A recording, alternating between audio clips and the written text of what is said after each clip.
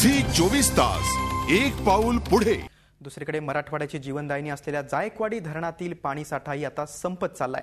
जायकवाडी धरणातील पाण्याचा आणि मराठवाड्यातील एकूणच परिस्थितीचा आढावा घेतलाय आमचे प्रतिनिधी विशाल करोळे यांनी।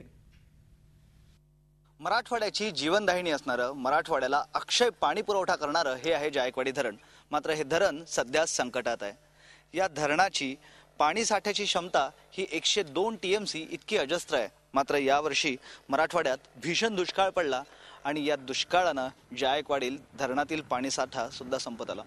102 TMC इतकी क्षमता असलेल्या या धरणात आता जेमतेम 15 ते 16 TMC पाणी साठा कदाचित उरला असेल। जायकवाडी धरणाच्या इतिहासात आजपर्यंत हे धरण मृत साठ्यावर सुद्धा आलं नव्हतं।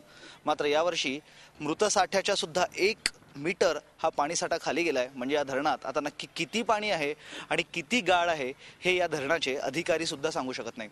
या धरणातून औरंगाबादला, जालन्याला जवळपास 250 गावांना आणि कित्येक वाड्यांना पाणी पुरवठा केला जातो। आणि यावर्षी अजूनही राज्यात मान्सून आला असला तरी मराठवाड्यात हवा तसा पाऊस पडलेला नाहीये। त्यामुळे या धरणाच्या पाणी साठ्यात थोडीशीही वाढ झालेली नाहीये। वाढ तर झालीच नाही, किंबहुना हा पाणी साठा आता दिवसोदिवस घटत चाललेला आहे।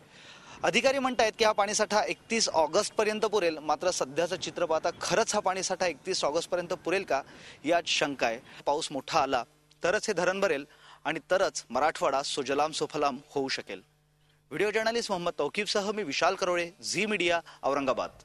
झी 24 तास एक पाऊल पुढे।